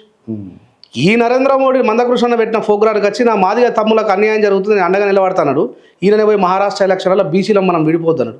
నువ్వెవడరా మమ్మల్ని ఎందుకు విడగొట్టినావు? మరి ఇక్కడ విడగొట్టి అక్కడ కలుపుతాం అంటే ఇప్పుడు చాలా మందికి నరేంద్ర మోడీ, నేను 1920 నుంచే బీజేపీ ఎజెండా చదివినాను. వీళ్ళ పనే డివైడ్ అండ్ రూల్స్ పాలసీ, విడదీయడమే. మాలమాదిగలు కలిసి ఉంటే ఓ మున్నూరు సామాజిక వర్గంతోనో లేక ఇంకా వేరే సామాజిక వర్గాలతోనో కలిసి వీళ్ళు రాజ్యకి అధికారంలోకి వస్తారన్న భయానికి కారం చెడు చుండూరు తర్వాత మమ్మల్ని విడగొట్టారు. ఎవరిద్దలో ముచ్చటాయి? ఎంఆర్పిఎస్ చేసిన ఉద్యమం యొక్క ఉద్యమ ఫలితం తాత్కాలికం, ఇది శాశ్వతం కాదు. వీళ్ళకు దమ్ము లేదు, వీళ్ళు పోయి పార్లమెంట్లో చట్టం చేసుకోలేరు. ఎందుకంటే ఇప్పుడు బలవంతుడు ఏడైనా ఒక బుక్క ఎక్కలాక్కుంటారు కదా, అసలు మాలలల్లో ఉపకులాలే లేవన్నాడు కృష్ణ. అసలు మాలలలో ఉపకులాలు లేవు, మొత్తం మాయే. 58, 57 ఉపకులాలు మాదిగలం, మేమంతా ఒకటి, మాలలో ఒకటి అన్నాడు. దోసుకొని తింటారు దొంగలు. మరి మాదంటే 26 ఉపకులాలను చేర్చారు. ఏ మాలోడు బయటకు వచ్చి ఇలా ఎందుకు చేర్చారు అనలేడే. అంటే లీడింగ్ పర్సనాలిటీ ఆల్వేస్ మిగతా వాళ్ళని కాపాడుకునే పనిలో ఉంటుంది. ఇప్పుడు ఈయన ఏమన్నాడు మందకృష్ణ అన్న, ఇది విమర్శ కాదు, సద్విమర్శ అంటుంది. నేత కాని వాళ్ళంతా కూడా మా వాళ్ళే, వాళ్ళు మాలలలో ఉండరట అని చెప్పి ఆయన కూడా బీజేపీ ఎంపీ ఏవో చేసిన ఆయనను పట్టుకొని తిరిగిడు. మరి మొన్న నేతకాని పిల్లగాని ధర్మపురి కాన్స్టిట్యున్సీలో 300 కాపులు నరికి చంపేశారు. ఆడు చెత్తవేదవ నాయకుడు, ఆడు నేతకారుడు మాట్లాడలేడు, కృష్ణన్న మాట్లాడలేడు. మళ్ళీ అభినవ్ బూరం అనే ఒక మాలైన పోయి దాని మీద పోరాటం చేస్తాడు. Where is your stand? ఇలా కోమటలందరూ రోడ్ల మీదకి వచ్చి మార్వాడీలు చేస్తున్న కల్తీ మీద పోరాటం చేస్తున్నారు, విశ్వకర్మలు వచ్చి పోరాటం చేస్తున్నారు. మరి ఇదే కృష్ణన్న మన రీసెంట్ ఒక వైశ్యుల మీటింగ్ పోయి వైశ్యులు ఎందుకు ఈ రాష్ట్రానికి సీఎం కావద్దు అని మాట్లాడిండు. నేను అండగా ఉంటా వైశ్యులకు అన్నాడు. మరి ఇప్పుడు ఎందుకు మరి మార్వాడి పోరాటానికి వైశ్యులకు అండగా వస్తలు అంటే రేపు రాబోయే తమ్ములకు వీళ్ళు ఏమనుకుంటుంటే ఎంఆర్పిఎస్ వాళ్ళు నువ్వు మందకృష్ణని ప్రశ్నించేంత మొగడు అంటే మందకృష్ణ 30 సంవత్సరాల కింద ఏంది ఈ రోజు నేను ఏ ఏజ్లో ఉన్నానో 20 సంవత్సరాల కింద కృష్ణ గదే ఏజ్లో ఉన్నాడు. మరి ఆ ఏజ్లో కృష్ణను ప్రశ్నించినప్పుడు మిగతా వాళ్ళు హర్షం వ్యక్తం చేసి అరే వాడేదో మాట్లాడుతుండ్రా బాయ్ అని చెప్పి అంటారే కదా ఇంత పెద్ద నాయకుడు అయ్యిండు. ఖచ్చితంగా బాబాసాహెబ్ అంబేద్కర్ ఏం చెప్తారంటే ప్రశ్నించడమే అంబేద్కరిజం. రేపు నేను తప్పు చేసినా ప్రశ్నించాలి. మా ఓడని చెప్పేసి నెత్తిమెత్తుకోవడం కాదు. నేను ఇప్పుడు ప్రవీణ్ సార్ని ప్రశ్నించట్లేదా? సార్ వై బీఆర్ఎస్ వచ్చిండు ఎటువైనా నువ్వు మాట్లాడిన మాటలు ఈరోజు వాళ్ళు వేసుకుంటారు మీమ్స్లా నాడు సన్ రైజ్ నాడు నేడు లాగా ఆ రోజు కేసీఆర్ తిట్టు విలువల్ని బోలగొట్టుకోదు కదా అన్న. బాబాసాహెబ్ అంబేద్కర్ గారు వైస్రాయ్ కౌన్సిలర్ మెంబర్గా పనిచేసిండన్న. ఈ దేశానికి స్వతంత్రమే రాకుండా ముందు 12 గంటల శ్రమ పని విధానాన్ని తీసేసి బ్రిటిషులతో పోరాడి 8 గంటలు చేయించిండు. బాబాసాహెబ్ అంబేద్కర్ని సార్ నాకు పదవి ఉందని చెప్పి అర్జీ పెట్టుకోలేదు. వాళ్ళు వచ్చి బతిమలాడి నీకున్నది తెలివి సార్ నువ్వు ఈ పని చేయని చెప్పని ఎవరైనా లార్డ్ మౌంటైన్ బాటన్ నుండి బాబాసాహెబ్ని బతిమలాడితే పోయి వైస్రాయ్ కౌన్సిలర్గా పనిచేసిండు. బాబాసాహెబ్ అంబేద్కర్ గారు మన విశారదన్ మహారాజ్ చెప్తారు అంబేద్కర్కి ఎవరో రాజ్యాంగం రాసే అవకాశం ఎవ్వడి ఇవ్వలే. బాబాసాహెబ్ని ఓడగొట్టిరు. ముసాయిదా కమిటీకి ఎన్నిక కాకుండా ఓడగొట్టిరు. వెస్ట్ బెంగాల్ నుంచి గెలిచాడు బాబాసాహెబ్ అంబేద్కర్ గారు. ఈ చరిత్ర తెలియదు మన తెలియదు పాడు వీళ్ళకు. అంబేద్కర్కి అవకాశం ఇచ్చారు ఎవడిస్తారు రా నాకు అర్థం కాదు. ఇప్పుడు వర్గీకరణ బాబాసాహెబ్ అంబేద్కర్ ఆలోచనలకు అనుగుణంగా జరిగిందంటారు? లేదు ఎప్పుడు కదా. బాబాసాహెబ్ విడిపోమని చెప్పాడు, బీసీని విడిపోమని చెప్పాడు, ఎవరిని విడిపోమని చెప్పాడు. విడిపోవడం అనే సిద్ధాంతమే ఆరులేదు. ఈ 5 ఏళ్ళు కలిస్తే పిడికిలు అవుతుంది. ఒకేళ్ళతో ఏ పోరాటం చేయలేము మనం. వాళ్ళ పని ఏంటంటే గుంపుని విడగొడితే బలహీనపడుతుంది. మాలా మాదిగోలు 59 కులాలు కలిసి ఉంటే ఎంత బలంగా ఉంటుంది. ఇక్కడ చదువుకొని ఆర్థికంగా సామాజికంగా రాజకీయంగా ఎదుగుదలకు వచ్చినటువంటి మెయిన్ 2 కులాలు విడగొట్టేసారు వీళ్ళు. ఇది ఆర్య సిద్ధాంతం. బాబాసాహెబ్ అంబేద్కర్ ఆలోచన ఎప్పుడు కలిసే ఉంటుంది గుర్తుపెట్టుకోండి. మళ్ళీ ఇప్పుడు బీసీ ఎంబీసీ అని చాలు చేసారు. మళ్ళీ backward caste most backward caste అంటే బీసీలలో కూడా విడగొట్టేసారు. ఈ విషయం బీసీలకు అర్థమవుతలేదు. ఇప్పుడు ఒడ్డరోళ్ళని ఇంకా కింది జాతులన్నింటినీ కూడా గౌండ్ల మీదకి యాదవుల మీదకి ముద్రాజుల మీదకి ఉసుగొలుపుతురు. ఇది ఆర్యన్ థియరీ. అందుకే మీరు ఈ సౌత్ రాష్ట్రాలు దాటితే వాళ్ళందరూ ఓబీసీ అంటారు, అదర్ బ్యాక్వర్డ్ క్యాస్ట్. వాళ్ళంతా కలిసి ఉంటారు అక్కడ. ఈడ కొడతారు. మీ పాటల్లో సామాజిక న్యాయం ఎంతవరకు ఉంటుంది? 100% సామాజిక న్యాయం ఉంటుంది. నేను చాలా ధిక్కారంగా రాస్తాను. నేను ఎవరికి భయపడను, ఎవరి కింద పనిచేస్తాను కాదు. నేను డైరెక్ట్ సామాజిక న్యాయం అనేది పర్ఫెక్ట్గా ఉండాలని చెప్పి నేను రాసిన ప్రతి పాటలో సామాజిక న్యాయం ఉంటుంది. ఇప్పుడు సమాజంలో ప్రజలకు అన్యాయం కలిగినప్పుడు దేవుడు కొత్త అవతారంతో వస్తాడంటారు. వరంగల్లో ఒక చిన్న పసిపిల్లని రేప్ చేసిండు ఒకడు. ఇప్పుడు వీళ్ళు ఏమని మాట్లాడతారు, అమ్మాయిలు సరిగ్గా చున్నీ వేసుకోవట్లేదు, మంచి బట్టలు వేసుకోవట్లేదు. సరే సంస్కారవంతంగా ఆడది ఉంటే గౌరవప్రదంగానే ఉంటుంది. నేను దాన్ని తప్పుపడతలేను. కానీ ఇప్పుడు ఆ చిన్న పిల్లలు ఏముంది, ఆ సంవత్సరం పిల్లలు ఏముంది, ఆ అమ్మాయిని రేప్ చేసిండు. మరి ఇక దేవుడు ఎప్పుడు వస్తాడు? 65 సంవత్సరాల వృద్ధురాల మీద రేప్ చేసిండు. ఇక దేవుడు ఎప్పుడు వస్తాడు? కన్న తల్లిని నడిరోడ్డు మీద కొట్టి చంపేసిండు. ఇంకా దేవుడు ఎప్పుడు వస్తాడు? ప్రియాంక రెడ్డి అనేటువంటి ఒక డాక్టర్ని స్కూటీ మీద పోతుంటే రేప్ చేసి ఆమె పానం పోకుండా ముందు ఆమె తలగబెట్టారు. ఇంకా దేవుడు ఎప్పుడు వస్తాడు? నేను అక్కడ ప్రశ్నిస్తా, ఎన్నాళ్ళకు వస్తాడోయ్ మన దేవుడు, ఇంకెన్నటికొస్తాడా పరమాత్ముడు, రూపమన్న మాట లేని నిరంకారుడు, ఊరువాడ నిడువడు అవతార పురుషుడు, బాపనోళ్ళు పెట్టిన వ్యాపారమే అతడు, వాళ్ళు మంత్రమయ్యకుంటే ఈయన బయటకి రాడు. ఎంత మూర్ఖులో మీరు వినండి జనులు, నేటికైనా తెరవాలిర మూసిన కనులు, పొద్దంతా కాపాడమని గుడికి వెళ్తారు, రాత్రైతే ఆ గుడికొకడు కావలి కాస్తాడు, తనను తానే రక్షించుకోని లోక రక్షకుడురా, గీ సృష్టిని రక్షిస్తాడంటే ఎట్లా నమ్ముతుండ్రురా, స్త్రీని దైవమంటూ మొక్కే మన దేశములో గుడులపైన నగ్నంగా బొమ్మలేసిరి, బూతులోన నీతి చూడుమంటూ చెప్తారు. డేరా బాబా, ఆశారాం బాబా, బూతులోన నీతి చూడుమంటూ చెప్తారు, మన స్వాములు సన్యాసులు దాన్ని ఆచరిస్తారు. ప్రశ్నించడమే ఈ భారతదేశం అంటేనే ప్రశ్నించడం. లోకాయతులు చార్వాకుల దగ్గర నుంచి మొదలైన ప్రశ్న ఇయ్యలేదు రెంజల రాయేశ్వరుడు ప్రశ్నించేది కాదు. ఇది అక్కడ సందర్భాన్ని బట్టి పొద్దుగల్ల నుంచి సాయంత్రం దాకా అందరు దేవుడా నన్ను కాపాడు అంటారు. పొద్దుకిన తర్వాత సీసీ కెమెరాలు ఆన్ చేసి అక్కడ బంద్ కొట్టుకొని కావాలంటారు. నేను అడిగింది తప్ప, అది మస్జిద్ కావచ్చు, అది చర్చ్ కావచ్చు, అది గుడి కావచ్చు. మరి కిదరైతే మరి దేవుడు నాకు చాలా నచ్చే కొటేషన్ ఏంటంటే, నిర్మలమైన హృదయమే భగవంతుని ఆలయం, సూపర్, మానవ సేవే మాధవ సేవ.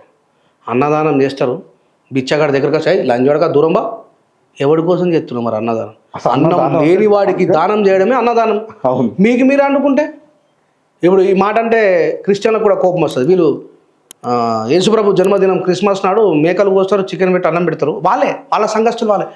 అయ్యగారు మరియం వచ్చిందా, పేతురు వచ్చిందా? అరే లేనుడికి చేస్తే దానం రా. మీరు అండుకొని తింటే అది అన్నదానం ఎట్లయితుంది? ఇదే నిజం మాట్లాడతాడు రెంజల్ రాయేష్. నేనేం తప్పు మాట్లాడలేదు. రోజు ఇదే డిస్కషన్ అవుతుంది మాకు. ఇప్పుడు అన్నీ అవుతున్నాయి కదా. ఇప్పుడు మన వినాయక విగ్రహం లేని వాడికి చేస్తేనే అది అన్నదానం. నేనేమంటానంటే వాడు ఆకలితున్నప్పుడు నేను అంటే విగ్రహారాధన చేసే విధానానికి నేను వ్యతిరేకం కావచ్చు, కానీ వాళ్ళు ఆ విగ్రహారాధన పేరు మీద ప్రజలకు అన్నం పెట్టేది నేను ఆశిస్తాను. ఎవరికి పెట్టాలా? ఈరోజు మేము గణపతి దగ్గర అన్నదానం పెడుతున్నామంటే మొత్తం భిక్షాకాలే కనిపించాలి. మీరు వడ్డిచ్చే కాడ ఉండాలి, అప్పుడు అది అన్నదానం అవుతుంది. మీరే దొబ్బి తింటే అన్నదానం కాదు. లేని వాడికి చేస్తేనే అది దానం. దళిత సంఘాల నిర్మాణంలో దళితుల సాధికారతకు మీ భవిష్యత్ కార్యాచరణ ఎట్లా ఉంటుంది అని నేను ఎప్పుడు కూడా మొన్న మాలసింహ గర్జనలో చాలామందికి నేను మాలను కూడా తెలియదు. నన్ను అంటే నేను ఎంత మమేకమైపోయేవాడిని అందరితోనంటే, ఖమ్మంలో నన్ను స్టేజ్ మీదకి ఏమని పిలుస్తారంటే, మనవాదుల పాలిటీ సింహస్వప్నం, మా మాదిగ జాతి బుద్ధు బిడ్డ, మా మాదిగ జాతి రత్నం, మా మాదిగ జాతిలో పుట్టినటువంటి డైనమిక్ లీడర్ రెంజల రాయేష్ అన్నారు. నేనేం ఫీల్ కాలే, ఎందుకంటే నేను మనిషిని. అన్ని జాతులు మనే అనుకున్నా. మందకృష్ణ అన్న మాలోలను తిడుతుండు. ఇప్పుడే కాదు, ఎప్పుడు 30 సంవత్సరాలు తిడుతుండు. నేను ఎప్పుడు పట్టించుకోలేదు. కానీ అంబేద్కర్కు కూడా కులపిచ్చి లేకపోతే ఆయన మహర్ల సమ్మేళనం పెడతా అన్నాడు. అప్పుడు బీజేపీ ఎజెండా క్లారిటీగా అర్థమైంది నాకు. ఓహో, మందకృష్ణ భుజం మీద పెట్టి కాలుస్తుండు, ఈయన నోట్ల నుంచి వస్తున్న మాటలు ఈయనే కావు, ఈ సౌత్లో బాబాసాహెబ్ అంబేద్కర్ డిఫేమ్ చేయాలని ప్రయత్నం చేస్తుండు అన్నప్పుడు నేను బాబాసాహెబ్ అంబేద్కర్ కోసం ఎవ్వడి మీద ఎదురు తిరుగుతా, ఎవ్వడన్నా కానీ. ఇదే వివేక్ అన్న మొన్న మాలసింహ గర్జన కోసం నిలబడ్డాడు. పంజాగుట్టల బాబాసాహెబ్ అంబేద్కర్ గారి విగ్రహం ధ్వంసమైతే సమతా సైనిక దళ ఆధ్వర్యంలో మేము పోరాటం చేస్తున్నప్పుడు మమ్మల్ని తీసుకుపోయి ఒక పార్కులో పెడతారు పోలీసు అంతా టీషంలో తీసుకొని పోయి. బీజేపీలో ఉన్నటువంటి వివేక్ అన్న వస్తే చెప్పినా, బాబాసాహెబ్ అంబేద్కర్ గారి రాజ్యాంగాన్ని మార్చేస్తాన, పార్టీలో ఉండి మాకు మద్దతు ఎందుకు వచ్చినా వెళ్ళిపోను వీడికన్నా, గో బ్యాక్ వివేక్ అన్న. That is my character. In front of me where they are the people was supporting BJP means they are all my enemies. మళ్ళీ ప్రత్యేకంగా బీజేపీ నాకేం శత్రుత్వం లేదు, కానీ నా బాబాసాహెబ్ రాసిన భారత రాజ్యాంగం జోలికి వచ్చి ఎవడైనా వదిలిపెట్టేది. ఆ రోజు వివేకానంద నడిచిపెట్టాను, ఈరోజు మందకృష్ణ నడిచిపెట్టాను. ఓపెన్గా చెప్పిన స్టేజ్ మీద, అన్నా మాలలు మనవాదులు అంటున్నావు, మనవాదుల సంఖ్యనెక్కింది నువ్వు, మనవాదుల బూట్లు చూస్తుంది నువ్వు, మేం కాదు. నరేంద్ర మోడీ గారి ఎజెండాని నువ్వు ఎస్టాబ్లిష్ చేయాలని ప్రయత్నం చేస్తున్నావు, ఖబర్దార్ అని చెప్పిన. నాకు మందకృష్ణ మీద ప్రత్యేకమైన కోపం ఏం లేదు. ఆయన టీఆర్ఎస్ గవర్నమెంట్ అరెస్ట్ చేసి జైల్లో వాడేస్తే ఆయన కోసం బయట దిష్టి బొమ్మలు దారం చేస్తాను నేను. నాకు వ్యక్తిగతమైనటువంటి శత్రుత్వం ఉండదు. సిద్ధాంత భావాజాలం పట్ల నేను మాత్రం అంటే కాంప్రమైజ్ కాను. సో ఈ దళిత అంటే నాకు బాధ అనిపించే విషయం ఏంటంటే, ఎవరైతే మాలమాదిగా సమాజము అంటే ఇక బుడగ జగం వాళ్ళంతా కూడా వీడు మా నాయకుడు అనుకున్నప్పుడు అసలు వాడికి అంబేద్కర్ తెలుసా, వాడికి అంబేద్కర్ సిద్ధాంతం తెలుసా, వాడు బాబాసాహెబ్ అంబేద్కర్ పట్ల సానుకూలంగా ఉన్నాడా, మనకి అసలు కాన్స్టిట్యూషన్ తెలుసా అని తెలియకుండా ఓడి పడితే మన నాయకుడు అనుకుంటే నాకు అది నవ్వొస్తుంది, నాకు అర్థం కాదు. ఇప్పుడు మాలామాదిగలలో ఉన్న నాయకులని పిలిచి అంబేద్కర్ మీద ఒక 10 మార్కుల ఎగ్జామ్ రాయమంటే ఒక్కడికొక మార్కు రాదే. ఈ అమ్మ అసలు పీపుల్ వాళ్ళని ఎట్లా నాయకులు ఒప్పుకుంటున్నారు నాకు అర్థం. నాయకుడు అంటే ఎట్లుండాలి? భారతదేశం మొత్తం కూడా ఒక సందిగ్ధంలో ఉన్నప్పుడు గాంధీ గారు, నెహ్రూ, జిన్నా వీళ్ళంతా రామ్సే మెక్డొనాల్డ్ దగ్గరికి పోతారు, అమెరికా రాజ్యాంగ నిర్మాత దగ్గరికి. అయా నువ్వు ప్రపంచంలో అత్యంత మెరుగైనటువంటి దేశం అమెరికా రాజ్యాంగం రాసినావు, మా భారతదేశానికి రాజ్యాంగం రాయంటే రామ్సే మెక్డొనాల్డ్ పాగలగలరా? ఏమో మీ దేశంలో కులం ఉన్నదరా నాయన? 6773 కులాలు ఉన్నాయరా తండ్రి, 4 వర్ణాలు ఉన్నాయి మీ దగ్గర. మా దగ్గర బ్లాక్ వైట్, ఉన్నోడు లేనోడు.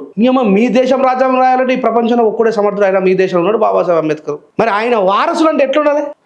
ఇలా సీనియర్ ఎన్టీఆర్ పేరు నిలబెట్టడం కోసం జూనియర్ ఎన్టీఆర్ ఎంత తాపత్రయపడుతుండు. మనం కూడా మన తాత పేరు నిలబెట్టాలి అట్లుండాలి. ఒక్కడికి చదువు రాదు చక్కగా, వీళ్ళు సంఘాలు పెట్టుకుంటారు, వీళ్ళు నాయకులు, వీళ్ళ కింద పనిచేసేవాళ్ళు అనాలే. ఈ నాయకుడు అంటే రెబల్గా ఉండాలి, బాబాసాహెబ్ లాగా తెలివిపడి ఉండాలి, జ్ఞానవంతుడై ఉండాలి, ప్రశ్నించాలా, కలెక్టర్ గారితో మాట్లాడాలా, సామాజిక దృక్కోణం మీద ఆలోచన ఉండాలా, రాజ్యాంగం మీద పట్టు ఉండాలి. ఒక్కొక్కడు ఓడియుడు జాతీయ నాయకుడే. మళ్ళీ ఎవ్వరికి క్యాంప్ మళ్ళీ కింద క్యాడర్ ఉండదు. ఒకవేళ ఫోన్ చేసి అడిగా, అన్నా నువ్వు జాతీయ నాయకుడు కాదు, ఈ దేశంలో ఎన్ని రాష్ట్రాలు గవాన్ని తెలివైతే నాకు నేను జాతీయ నాయకుడు. అట్లాంటి జోకర్లు, బ్రోకర్లు, దళిత సంఘాలకు లీడర్లు ఉన్నది. ఏం చేస్తారు? ఇప్పుడు నేడు మొత్తము ఎవరు మాట్లాడినా అర్బన్ నక్సలైట్లని ముద్ర వేసి, అంటే ఒక అప్రకటిత ఎమర్జెన్సీ లాగా నడుస్తుంది. యాక్చువల్గా ఈ మధ్యన ఎమర్జెన్సీ 50 years నుంచి ఎమర్జెన్సీ ఇందిరాగాంధీ పెట్టినప్పటి నుంచి మొన్నటికి ఈ ఇయర్కే 50 years.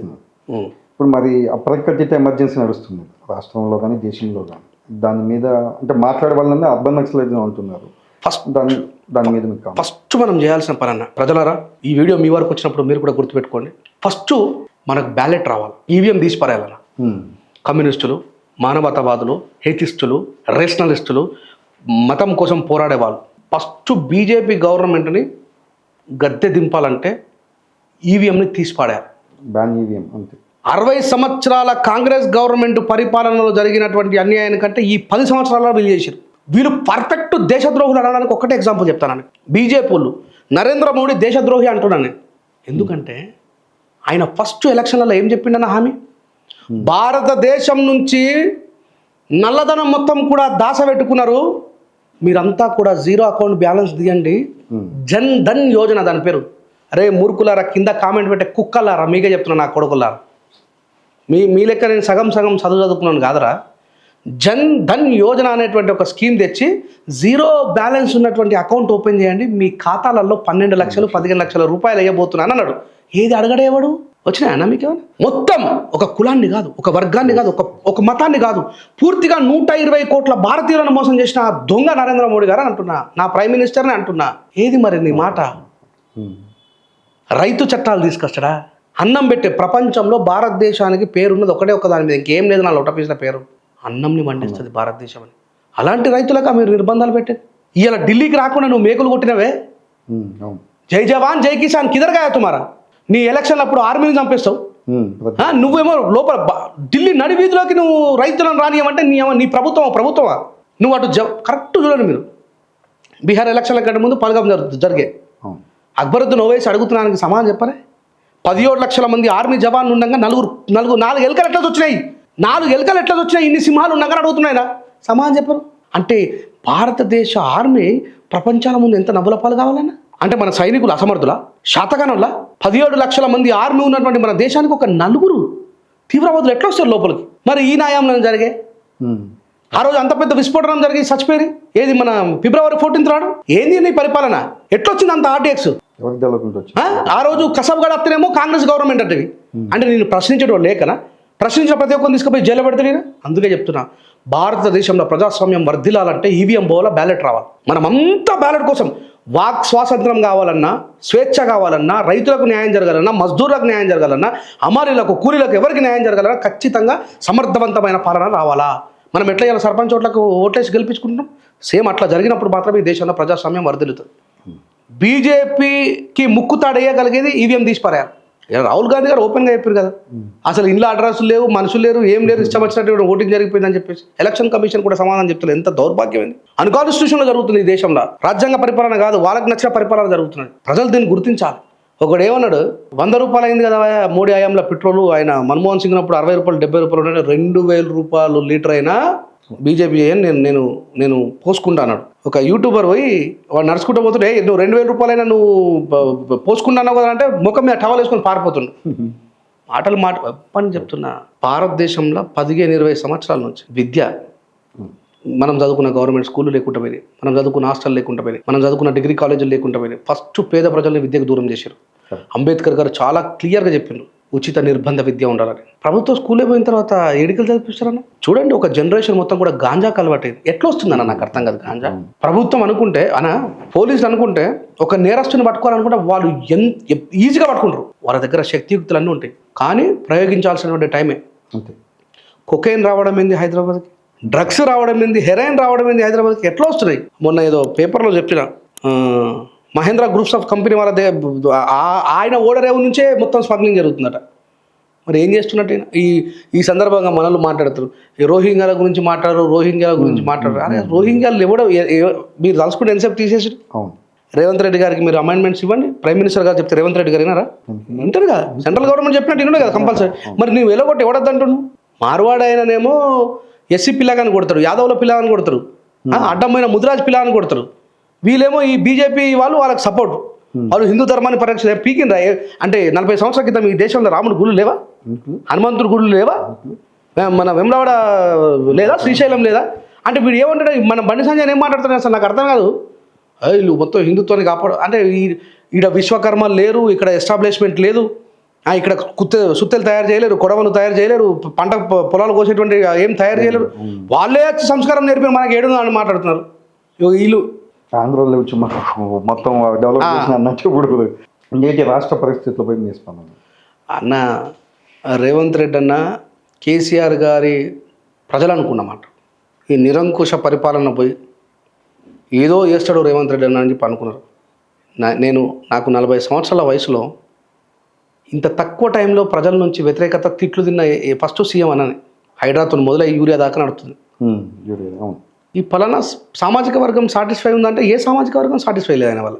రైతులు సాటిస్ఫై లేరు, ఉద్యమకారులు సాటిస్ఫై లేరు. ఇప్పుడు నిన్ను ఇంట్లో నుంచి పట్టుకొచ్చినప్పుడు మేమందరం నీకు మద్దతు ఇచ్చాం. ప్రజాస్వామ్యవాదమైనటువంటి ఈ దేశంలో వాక్ స్వేచ్ఛ అందరికి ఉందని.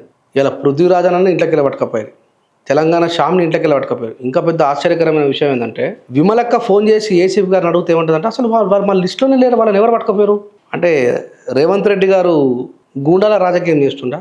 అసలు వాళ్ళు వచ్చిన వాళ్ళు పోలీసులేనా? మా గోరేటి రమేష్ని సినిమా పక్కలో పట్టుకొని పోతారు. 2 ఎస్ఐలు 6 కానిస్టేబుల్. ఒక ఆయనేమో హ్యాండిక్యాప్డ్ లాగా ఉన్నాడట, ఇంకొక ఆయన ఉల్లిగడ్డ అమ్మేటోళ్ళు ఎక్కున్నాడట, ఇంకొక ఆయన ఇనుప సామాన్ ఎరకపోయేటోళ్ళు ఎక్కున్నాడట. మనోడు కిందికి రాగానే అందరూ వచ్చి దప్పర పట్టుకొని తీసుకొని పోయారు. ఏసీపీ గారు ఒక పోలీస్ ఆఫీసర్ గారి లిస్టులో లేదు. పృథ్వీరాజన్ పొద్దుగాల 3 గంటలకు పట్టుకొని పోతే ఏం జరుగుతుంది అసలు? ఏసీపీ గారు ఆల్రెడీ విమలకత్తులు మాట్లాడిన దాంట్లో వాయిస్ రికార్డులో చెప్తున్నారు క్లియర్గా. అయ్యో విమల గారు పృథ్వీరాజ్ ఎవరండి నాకు అర్థం కాదు, మా లిస్టులో లేరు పృథ్వీరాజ్ ఎవరు? What is this non sense? ఏం చేస్తున్నావు నువ్వు? ఈయన కేసీఆర్ గారి పేరుని రూపుమాపడం ఈయన వల్ల కదా, ఈయన తాత వల్ల కూడా కాదు. నాకు ఇప్పుడు అర్థమవుతుంది. నువ్వు ఆయనకు మించి మంచి పనులు చేయి, కేసీఆర్ గారిని మించి మంచి పనులు చేయి, అప్పుడు నీ పేరు ఉంటుంది, చరితార్థం అవుతావు. నువ్వు ఈ ఉద్యమకారుని అరెస్ట్ చేసినది కేసీఆర్ గారు ఉన్నప్పుడే కొంచెం పోలీసులు కూడా సక్రమంగా మర్యాదగా ప్రవర్తించారు. ఓపెన్గా చెప్తున్నాను, ఒక ఉద్యమకారుడు చెప్తున్నాను నేను ప్రాక్టికల్గా చూసినా కాబట్టి చెప్తున్నాను నేను ఓపెన్గా. ఈయన డైరెక్ట్ పోలీసులు అంగబెట్టి గుద్దు అంటాడు, ఉద్యమకారుని అంగబెట్టి గుద్దు అంటాడు. ఆ ఉద్యమకారు లేకపోతే నువ్వు ఏడకి వెళ్ళచ్చు మరి? ఈయననేమో శనగలు అమ్మినట్టు అమ్ముతా అంటాడు, పుంటికూర బోటి తీసుకొని తిన్నట్టు తింటా అంటాడు, పేగులు తీసి మెడలు వేసుకుంటా అంటాడు. ఇది ఏమో అర్థం కాదు నాకు. ప్రస్తుత రాష్ట్ర పరిస్థితులు ఇట్లనే హాస్యాస్పదంగానే ఉన్నాయి. ఏ సామాజిక వర్గం ఆయన వల్ల సాటిస్ఫై లేదు. మీకు రాజకీయాలకు వచ్చే ఆలోచన 100%. ఎప్పుడు అంటే రాజ్యాంగ విరుద్ధమైనటువంటి వర్గీకరణ జరుగుతున్నప్పుడు ఏ ఒక్కడు కూడా మాజీ ఎమ్మెల్యేలు తాజా ఎమ్మెల్యే ఏ మాలోడు మాట్లాడలే. రేపు పొద్దుగా నేను సమాజం అడుగుతా. నేను వేరే జనరల్ స్థాయిలోకి పోయి నేను లొల్లి పెట్టుకోను. వాళ్ళు ఎప్పుడు మాకు మైలు చేయరు. అంబేద్కర్ గారు 31 మంది ఎమ్మెల్యేలు ఇలా తెలంగాణ ఎస్సీ ఎస్టీలు ఉన్నారు. ఈ కొడుకులు దళిత జాతిలో ఉన్న మాకు అన్యాయం జరిగితే మాట్లాడలేరు. అలా అమిత్ షా ఉండి అరే అంబేద్కర్ అంబేద్కర్ అంబేద్కర్ అంబేద్కర్ ఫ్యాషన్ ఓగా అని చెప్పి మాట్లాడితే ఒక్కడు మాట్లాడు. అక్బరుద్దీన్ ఓవైసీ మాట్లాడుతారు. అమిత్ షా अंबेडकर अंबेडकर वो फैशन है, अंबेडकर के जगह में भगवान को पूजा करने में स्वर्ग प्राप्ति होता है बोल के तुम बोल रहे हो. इस मुल्क को बाबा साहेब स्वर्ग से कुछ कम नहीं बनाया అన్నాడు. నేను భగవంతుని మొక్కుతే స్వర్గానికి పోతానో పక్కన పెట్టాయా. అంబేద్కర్ గారి దేశాన్ని స్వర్గానికి ఏం తక్కువ చేయలేరు అని చెప్తూ 31 మంది ఎస్సీ ఎస్టీ ఎమ్మెల్యేలు ఉన్నారు. బాసుని తిడుతుంటే ఒక్కడికి నోరు లేస్తలేదు. అవయా సింహం సరిపోతుందా నాకు అసలు ఒక్కటి. ఒక్క అక్బరుద్దీన్ ఓవైసీ మాట్లాడుతున్నాడు అసెంబ్లీలో, Babasaheb Ambedkar is my role model, శరం కరవుతూ అంటాడు. సిగ్గు తెచ్చుకోరు మీరు 31 మంది ఎమ్మెల్యేలు ఎస్సీ ఎస్టీలు ఆయన భిక్షాన మీరు వచ్చి కూర్చున్నారుడా. అంబేద్కర్ని తిడుతుంటే కూడా మాట్లాడతలేరు. అంబేద్కర్ని తిడితేనే మాట్లాడని ఈ చెత్త నా కొడుకులు ఈ సామాజిక వర్గాలకు ఏం న్యాయం చేస్తారన్నా? అందుకే రేపు పొద్దుగల యువతని స్త్రీలను అందరూ అడుగుతామ్మా, వీళ్ళు మన దళిత రిప్రజెంటేటివ్లు అని చెప్పి వీళ్ళకి ఓట్లు వేస్తున్నారు కదా, వీళ్ళ వల్ల మనకు జరిగిన మేలేంది చెప్పని అడుగుతా. అందరూ ఉన్నది ఒక్కొక్క సంగతి ఉన్నది. రేపు ఏం చేస్తారన్నా? నేను ప్రజాస్వామ్యవాదంగా పోరాటం చేస్తా, ఓట్లు లేకుండా చెప్తా ఓపెన్గా. అట్లాంటి వాళ్ళు అవసరం లేదన్నా. అక్కడ ఉన్నటువంటి నిజాయితీగా ఆ సామాజిక వర్గాల కోసం పోరాడుతున్న నాయకుని ఎన్నుకుంటే పోపు. కానీ ఇట్లాంటి వాళ్ళ వల్ల ప్రయోజనం ఏముందన్న? రాజ్యాంగం 100% వస్తా, రాజకీయంలోకి వస్తా. ఏ నియోజకవర్గం ఎంచుకుంటారో ఎంచుకుంటా. నేను రాజ్యాధికారం సాధించే మీ ప్రయాణం ఎట్లా ఉంటుంది? ఎస్ నేను నా గురించి క్లియర్గా సమాజం అందరికి తెలుసు. నేను ఇలా కొత్తగా వచ్చినోని కాదు, ధర్మపురి అరవింద్ లెక్క రావడం ఆయన బోర్డులు పెట్టుకున్నాడు. ప్రజలారా నేను మీ డి శ్రీనివాస్ అన్న చిన్న కొడుకు. నేను పరిచయం అయిపోయినా. అమ్మ ఇది ఎవర్రా? సంజయ్ అయినా తెలుసు మాకు, డి శ్రీనివాస్ అన్న పెద్ద కొడుకు తెలుసు. అంటే ఒక మనిషి తనను తాను ప్రకటించుకునే కాడకు వచ్చినట్టే పరిస్థితి ఏంది? నేను మీ డి శ్రీనివాస్ అన్న చిన్న కొడుకుని, నన్ను ఆశీర్వదించాను అని చెప్పి ప్రతి ఊర్లో ఒక బోర్డు పెట్టాడు. నాకు అవసరం లేదు. I'm well known face. People knows me, what is my thoughts, what is my, నా పోరాటాలు అన్నీ తెలుసు ప్రజలకు.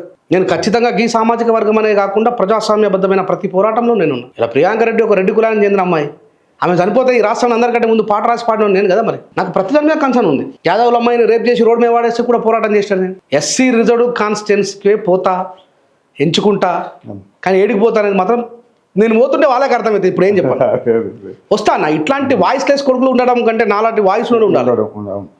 ఇప్పుడు ఉన్న సమాజంలో యువతకు మీరు ఇచ్చేటువంటి సందేశం ఒక్కటే, చదవాలి. యువత మొత్తం కూడా ఏమైపోయిందంటే చాలా ఘోరంగా పిల్లలు చాలా చిన్న వయసులో మందుకు అలవాటు అయిపోయి యాక్సిడెంట్లలో చచ్చిపోతున్నారు. వాళ్ళకి వాళ్ళ తల్లిదండ్రుల బాధ తెలియదు. వాళ్ళు కడుపు కట్టుకొని వాళ్ళ పిల్లల్ని పెంచితే ఇలా సరైనటువంటి జీవన విధానాన్ని నేర్పకపోవడం, స్కూలు కాలేజీలు మొత్తం కూడా మూసుకొని పోవడం, 10th క్లాస్ కాగానే డ్రాప్అవుట్ కావడం, ఇంటర్మీడియట్ కాగానే డ్రాప్అవుట్ కావడం, గాంజాయి అవైలబుల్ దొరకడం. ప్రభుత్వం దాన్ని కట్టడి చేయాలనుకుంటే ఎంతసేపు గాంజాయి అవైలబుల్ దొరకడం వల్ల పిల్లలు మొత్తం గాంజా తాగకుండా, అసలు మనం చూడండి జగిత్యాల నుంచి గణపతి తీసుకొని రాగా 5 పిల్లల కరెంట్ షాట్ కూడా చచ్చిపోయారు. పటపట కాలిపోయారు మొత్తం అంతా. సో అసంటి దానికి దూరం ఉండాలంటే విద్య ఒకటి మాత్రమే వాళ్ళ జీవితాలు మారుస్తారని నేను ప్రగాఢంగా నమ్ముతా. రాజేష్ లాస్ట్గా షాన్ రాజేష్కి ఎట్లా మారింది? షాన్ అనేది నా కలం పేరు అన్న. షాన్ అంటే చాలా మంది ఏమనుకున్నారంటే, కొద్దిమంది మధ్యలో నేను ఇస్లాం స్వీకరించిన, గడ్డం పెంచుకున్న. లేదు, షాన్ అంటే ప్రతిష్ట అని కదా. ప్రతీక అంటే ఇప్పుడు నిషాన్ అంటే గుర్తింపు. షాన్ అంటే ప్రతీక. మన షాన్, ఇండియన్ షాన్ ఏంటంటే అశోక చక్రం. ఓకే. ఇప్పుడు నీకు ప్రపంచంలో ఉన్నటువంటి 193 దేశాలలో సేమ్ రిలేటెడ్ ఫ్లాగులు ఒక 3-4 ఉంటాయి. కానీ ఇది ఇండియన్ ఫ్లాగ్ అని ఏర్పడాలంటే అశోక చక్రం ఉండాలి. అశోక చక్రమే షాన్. షాన్ అనేది ప్రతీక. నేను అశోకుడి యొక్క సిద్ధాంతాన్ని పాటించే వ్యక్తిని కాబట్టి ఇక్కడ షాన్ అని చెప్పి వేసుకొని నా కళానికి పెట్టుకున్న పేరు. ఫస్ట్ నేను తలారి, చాలా మందికి తెలియదు, ఇంటర్వ్యూ ద్వారా చెప్తున్నా. రెంజర్లు అనేది మా ఊరు పేరు. ఓకే. ఈ కులమే ఉండద్దు అని ఊరు పేరు పెట్టుకున్నా, రెంజల రాజేష్ అని. దాని తర్వాత కొన్ని సంవత్సరాలకు షాన్ అని చెప్పి నా కళానికి పేరు పెట్టుకుని షాన్ రెంజల రాజేష్గా అదేనా. మధ్యలో గడ్డం పెంచుకుంటుండు, ఇస్లాం స్వీకరించిండు. అంటే బాబాసాహెబ్ అంబేద్కర్ చెప్పినట్టు ఈ దేశంలో ఏ మతాలన్నా స్వీకరించే స్వేచ్ఛ ఉంది. నాకు ఇస్లాం అంటే చాలా ఇష్టం, ఓపెన్గా చెప్తున్నా. మళ్ళీ ముస్లింలలో కొద్దిమంది మూర్ఖుల వల్ల ఇస్లాంకి చెడ్డ పేరు రావచ్చు, కానీ ఇస్లాం చాలా బాగా తెలిసిన వ్యక్తులు చాలా మర్యాదగా. అసౌద్దీన్ ఓవైసీ మన ఓపెన్గా చెప్పింది కదా, పాకిస్తాన్ నా శత్రు దేశం అని చెప్పి. ఎంతసేపు వీళ్ళ మీద శీల పరీక్ష జరుగుతూనే ఉంటుంది ఈ దేశంలో. ఆయన ఏమని చెప్పిండు గుర్తా, ఈ భూమి మీద అది ఇస్లాంలో ఉంటుంది, జిస్ వతన్ మే తుమ్ పైదాయిష్ హోతే, ఏ భూభాగంలో అయితే నువ్వు జన్మిస్తావు అదే నీ తల్లి అని చెప్పాడు ఇస్లాం. చదవరు. అందుకే నేను చెప్తా, చదివి గంగలవన్ రాజు. ఇప్పుడు హిందుత్వాన్ని నమ్మేటోళ్ళకి భగవద్గీత చదువు, నువ్వు భగవద్గీత చదువుతూ అర్థమవుతుంది కదా. శ్రీకృష్ణ పరమాత్ముడు కురుక్షేత్ర యుద్ధం ఎందుకు చేయాల్సి వచ్చింది చదువుతా తెలుసు. అందుకే చదవమని చెప్తున్నా. ఏదైనా సరే చదవాలి. వీళ్ళు చదవకుండా ఎవడో చెప్పిందని నమ్ముతారు. ఇప్పుడు చర్చ పాస్టర్ కూడా అట్లనే బైబుల్ చదవాలి. అయ్యగారు చెప్పిందే ఫైనల్ అనుకుంటారు. ఆయన దేవుడు కాదు, పాస్టర్ గారు దేవుడు కాదు. చాలా మంది మురుకులు అట్టని చేస్తారు క్రిస్టియన్లు. పాస్టర్ గారు చెప్పిందే ఫైనల్ అనుకుంటారు. పాస్టర్ ఎవడంటే నాకు అర్థం కాదు, నీకంటే నాకు ఎక్కువ తెలుసు. అందుకే బైబుల్ చదవాలి. బైబుల్ చదివితే నీకు అర్థమవుతుంది. నిన్ను వాళ్ళని పొరుగువారిని ప్రేమించినాడు యేసు ప్రభు. నిన్ను వాళ్ళని పొరుగువారిని ప్రేమించడం పక్కింటి మేరని ఎదురింటి క్యూరిని ప్రేమించడం కాదు, మనిషిని మనిషిగా ప్రేమించడం. ఆ సిద్ధాంత భావజాలం తెలియకుండా మనం మాట్లాడలేదు. క్రైస్తవ్యం మనిషిలో ప్రేమను చిగురింపజేయాలి. ఇప్పుడు ఈ సందర్భంగా ఒక మాట చెప్తాను. చాలామంది ఈ దేశంలో బ్రిటిష్ వాళ్ళ చేత నిర్మాణమైనటువంటి స్కూలు కాలేజీలలో ఎవరు చదువుకున్నారు? ఫస్ట్ 40-50 సంవత్సరాల కింద మీ అవ్వకు చదువురాదు, మా అవ్వకు చదువురాదు. మళ్ళీ అదే బాపనోళ్ళు, కోమటోళ్ళు, అగ్రవర్ణాలుగా పిలువబడుతున్నటువంటి వ్యక్తులు చదువుకున్నారు. అంటే మీకు చదువు, ఇప్పుడు నిర్మలా సీతారామన్ క్రిస్టియన్ స్కూల్ అని చదువుకున్నది. అంటే నీకు చదువుకున్నప్పుడేమో క్రిస్టియన్ స్కూల్ కావాలి. Hey, where is English medium man? ఎక్కడుంది? ఇక్కడ క్రిస్టియన్ మినిస్టర్లు బాగా చెప్తారు ఇంగ్లీషు. అంటే విద్యను అర్జించే సమయంలో నీకు క్రిస్టియన్ మినిస్ట్రీ స్కూల్ కావాలా? కానీ ఇలా ఏమో క్రిస్టియన్లను విమర్శిస్తావు. ఇలా బయట విదేశాలలో కూడా మొదలైంది. భారతీయులు వెళ్ళిపోవాలి మా దేశాలలోకి వెళ్ళాలి. ఇప్పుడు అర్థమవుతుంది. మనం ఈ దేశం నుండి క్రైస్తవుల్ని ముస్లింలను తిడతాం కదా, వాళ్ళు పొర్రి మీరు అన్నప్పుడు అప్పుడు అర్థమవుతుంది. ఇంకొకటి మనం తనినప్పుడే పెయిన్ అర్థమవుతుంది. ఇప్పుడు రేపు గల్ఫ్ దేశంలో కూడా చాలా అయింది అనుకో, ఇండియా వాళ్ళ పూర ఇదర్ నికాల్ జావు, ముస్లిం రావు, క్రిస్టియన్ రావు, హిందూ జావు అంటే ఏడిపోతావు. అందుకే ప్రేమించడం నేర్పాలి. ఏ మతమైనా ప్రేమించడం నేర్పాలి. నేను అందుకే మాట్లాడతాను. నన్ను ఏ ముస్లిం మసీదుకు పోయినా నువ్వు మాలా మాది కూడా రాకరానులే, నేను ఏ చర్చికి పోయినా నువ్వు మాలా మాది కూడా రాకరాను. గుడికి పోతే నా సమాజం తోటి హిందువులే అంటారు అని చెప్పి అంటున్నారు. దీని మీద వేరే ఒక్క లీడర్ మాట్లాడాడు. మిమ్మల్ని ప్రభావితం చేసిన నాయకుడు Kadir Krishna 100% he's only the, ఇప్పటికీ చెప్తున్నా, ఆయన ఇచ్చినంత అద్భుతమైన ప్రజెంటేషన్ ఎవడు కదిర్ కృష్ణ. అంబేద్కర్ తర్వాత కదిర్ కృష్ణ ఉంటారు. అట్లానే కాదు, కానీ ఈ జనరేషన్లో మాత్రం the dedication person, the super dedication person. నేను నా కళ్ళతో చూసిన ఆయన. సో నన్ను ప్రభావితం చేసిన వ్యక్తి ఆయన. గద్దర్ గోరెట్టు వారి సాన్నిధ్యం మీతో ఎలా ఉంది? వారి ప్రభావం ఏమన్నా? గద్దర్ అన్న 100% నా మీద, నేను రచయితగా కావడానికి ముందు నన్ను ప్రభావితం చేసిన వ్యక్తులు 5. గద్దర్ అన్న, గూడంజన్న, గోరేటి, వీళ్ళు విప్లవాత్మకమైన భావజాలం. తర్వాత శ్రీశ్రీ, సిరివెన్నెల. మీరు కులాల కోసం గుంపులు కడుతూ మతాల కోసం మంటలు పెడుతూ ఎక్కడ లేని తెగువను చూపి తగువుకు లేస్తారే, జనాలు తలలరిపిస్తారే. సమాజ క్షేమం పట్టని స్వార్థము ఇరుకుతనంలో ముడుచుకుపోతూ మొత్తం దేశం తగలడుతుందని నిజం తెలుసుకోరే, తెలిసి భుజం కలిపిరారే. అలాంటి జనాల తరపున ఎవరో ఎందుకు పోరాడాలి, పోరి ఏమిటి సాధించాలి. ఇట్లాంటి లైన్లు ప్రియాంక రెడ్డి కోసం నేను రాసిన పాటలో ఏమని రాస్తానంటే, నార్యంతే పూజ్యంతని పలుకుతుంటారు, ధర్మ గ్రంథాల్లో ఆడవాళ్ళ వంచిస్తారు, భారత మాతకు జై అని గర్జిస్తారు, భారత మాత బొమ్మకిచ్చే విలువ మాకు ఇవ్వరు. ఈ చంపబడే మాతలంతా ఎవరు మీకు తెలుసా, ఈ ఆధునికపు భరత మాత అంటే మీకు అలుసా.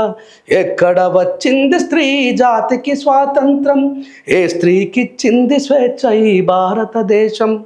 అడుగడుగున మంటలు పెడుతున్న చరితము, హత్యాచారాలకు అవుతుంది నిలయము, నడి రోడ్డున చంపుతున్న స్పందించదు సమాజం, దినదినమున దిగజారుతూ బ్రతుకుతుంది ఈ జగం. కడుపులోనే ఆడదని తెలుసుకుంటారు, కారుణ్యము లేక మమ్ము చంపుతున్నారు, పసిపిల్లలమని చూడక మీ కామముతో పాల బుగ్గలెన్నో చిదిమి వేస్తా ఉన్నారు. అమ్మగా మీకు జన్మనిచ్చి చేసిన మా తప్పు, ఎందుకింతగా మాకు తలపెడితిరి ముప్పు అని శ్రీశ్రీ గారిని ఇన్స్పైర్ అయ్యి రాసినటువంటి పాట. చాలా అంటే నేను శ్రీశ్రీ గారు తర్వాత సిరివెన్నెల వీళ్ళు ఆ రెండు ధిక్కారం కళలు నెగ్గదీసి అడుగు ఈ సిగ్గులేని జనాన్ని, అగ్గితోటి కడుగు ఈ సమాజ జీవోత్సవాన్ని, మారదు లోకం. శ్రీశ్రీ గారు నాకు ఎక్కడ నచ్చుతారంటే, నీ భక్తుడనయ్యాను నిత్య దరిద్రుడనయ్యాను, సేవలు చేశాను నా బ్రతుకే నైవేద్యం చేశాను, చేసిన మేలును మరిచేవాడా నువ్వా దేవుడివి, నువ్వొక వ్యర్థుడివి, నీకొక పేరు లేదు, రూపం లేదు, నీతి లేదు, నియమం లేదు, నిజానికి నువ్వే లేవు, లేవు లేవు లేవు. ఉన్నావా అసలున్నావా, ఉంటే కనులు మూసుకున్నావా, ఈ లోకం కొల్లు చూడకున్నావా, ఉన్నావని కనుగొన్నామని ముందెందరెందరో అన్నారు, ఉన్నావని చూస్తున్నావని నమ్మి ఎందరో ఉన్నారు. ఇది దేవుణ్ణి ప్రశ్నించడంలో శ్రీశ్రీ గారిని ఇన్స్పైర్గా తీసుకున్నా, సమాజాన్ని ప్రశ్నించడంలో సిరివెన్న గారిని తీసుకున్నా. గద్దరన్న జీవిత పర్యంతం అంతా కూడా పోరాటమే. గోరెట్టి ఇంకా గోరెట్టి అన్న కొంచెం ప్రకృతి మీద, సమాజం మీద, వస్తుకథ మీద. గూడంజన అయితే ఆయన ఒక పాటతోనే తెలంగాణ వచ్చింది, కానీ గూడంజన తెలియదు.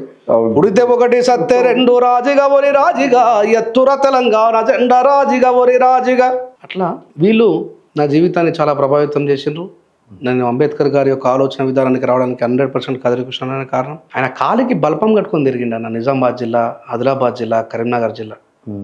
అంటే ఈరోజు మా లోపల ఈ మాలామాదిగా అనేటువంటి ద్వేష భావజాలం లేకుండా మా లోపల పర్ఫెక్ట్గా అంబేద్కర్ గారిని నాటింది కదిరికృష్ణ. సూపర్. కాన్షీరామ్ గారి ఆలోచన విధానాన్ని ఒకవేళ ఎస్టాబ్లిష్ చేయాల్సి వస్తే is only the person. Telangana and Andhra ఇది చాలా మందికి మండుతుంది ఇప్పుడు. అరే నువ్వు ఎందుకు, నిజాన్ని మాట్లాడడమే అంబేద్కరిజం. ఆయన లాంటి తెలివిపరుడు ఈ రోజులలో అంత డెడికేషన్ పర్సన్ లేడు. నేను చూసిన ఆయన దగ్గర నుంచి. ఏదో ఊరికదంపుడు ఉపన్యాసాలు ఇచ్చేవాడు కాదే, అంత ప్రాక్టికల్గా కూడా ఉన్నాడు, అంత నిజాయితీగా ఉన్నాడు, అన్ని కష్టాలు ఎదుర్కొన్నాడు, అంత భరించిండు. చూసిన కాబట్టి ఈజ్ ఏ వెరీ ఇన్స్పిరేషనబుల్ పర్సన్ నాకు. సరే అన్న, ఇప్పుడు మనం మాట్లాడుకున్నది ఈ కొంత భాగం ఇప్పటివరకు ఆపుదాము. మళ్ళీ సాహిత్యం మీద ఒకటి, తర్వాత మీ పాటల మీద ఫుల్ ఫ్లెడ్జ్డ్గా మనం మాట్లాడుకుందాం తప్పకుండా. అయితే మీరు ఇంకొక గొప్ప పనిలో ఉన్నారని కూడా మాకు తెలిసింది. భీమే కోరేగాం చరిత్రను కూడా పుస్తక రూపంలో తీసుకోవడంలో కూడా ఉన్నారని మాకు తెలిసింది. సఫలీకృతం కావాలి, అదే సఫలీకృతం కావాలి. తర్వాత మీరు మీ రాజకీయ రేపు జీవితం అంతా ముందు అంతా సఫలీకృతం కావాలని. థ్యాంక్ యూ వెరీ మచ్ అన్న. థ్యాంక్ యూ అన్న, వచ్చినందుకు థ్యాంక్స్.